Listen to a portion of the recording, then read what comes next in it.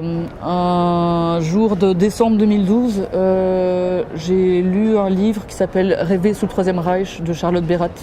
C'est une femme qui habitait à Berlin dans les années 30 et qui a eu cette idée lumineuse qu'on devait rêver différemment selon les régimes politiques. Elle-même sortait d'un cauchemar et elle a commencé à collecter dans son entourage, avec l'aide d'un ami médecin, des rêves pour raconter l'époque. Et donc j'ai eu ce livre en main et j'ai été complètement déplacée dans le sens où j'avais relégué les rêves comme un matériau relevant d'un rapport de savoir de l'ordre de la psychologie, en fait, de la psychanalyse. Et donc elle réhabilitait le rêve à mes yeux comme un matériau anthropologique et ils avaient cette capacité de raconter le monde. Et donc j'ai opéré moi-même un déplacement comme si je lui prenais la main à travers l'histoire et j'ai ramené cette idée aujourd'hui sous le capitalisme néolibéral et en particulier dans le monde du travail.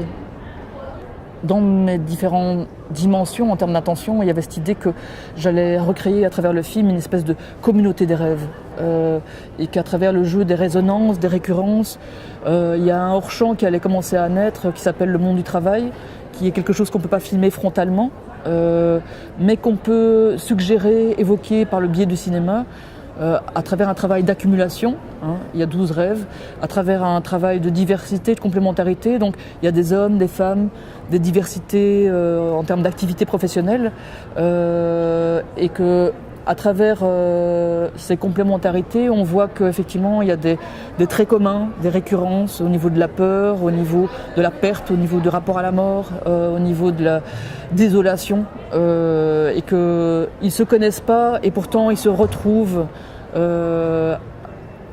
par l'intermédiaire des rêves. Moi, en termes de dispositif de tournage, au départ, je pensais partir sur des plans séquences avec des gens qui me racontaient face caméra leurs rêves et je leur demandais de me raconter leurs rêves et ensuite d'en faire l'interprétation, donc d'associer eux-mêmes le rêve au contexte. Pour avoir accès à ces gens-là, je suis passée par des passeurs et des passeuses de rêves qui étaient aussi bien des syndicalistes, des gens du monde de la santé, donc médecins spécialisés ou psychologues. Et bref, j'ai tissé une toile de coopération et que j'arrêtais pas de relancer, de renouveler.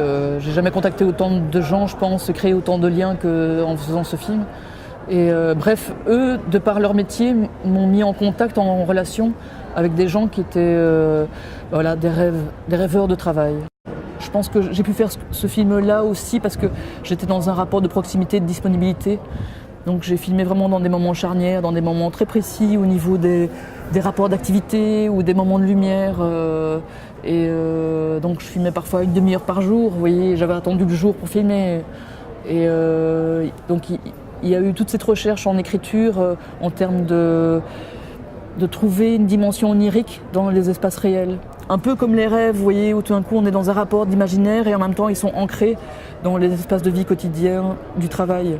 Donc je faisais la même chose, quasi à l'inverse. J'allais chercher les espaces de travail et j'essayais de retirer la dimension poétique et d'amener une espèce d'étrangeté, de rapport d'abstraction à travers une écriture qui était travaillée de l'intérieur des choses même. Je fais même des cauchemars par rapport à la matière que j'ai pu travailler pendant toutes ces années. Mais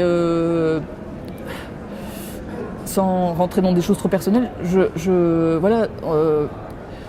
je pense que j'ai côtoyé des gens qui, par leur fonction, que ce soit une médecin, que ce soit un délégué syndical, que ce soit une femme de la sécurité sociale, que ce soit une autre qui s'occupait de la protection de la santé des travailleurs, j'ai eu l'impression d'abord d'avoir affaire à une classe moyenne, au sens large du terme, aussi bien des cadres supérieurs que des employés, de retrouver ce que je trouvais avant en usine au niveau du tertiaire, donc chez des fonctionnaires, des employés ordinaires. Et aussi que j'étais confrontée à la souffrance de ceux qui s'occupent de la souffrance. Vous voyez, tout d'un coup, le médecin qui n'en peut plus, le délégué syndical qui n'en peut plus, celle qui s'occupe de la protection qui n'en peut plus. Et donc comme si on avait la dégradation ou le mal s'était approfondi, en fait, que les âmes étaient malmenées, mais qu'on avait encore repoussé le front.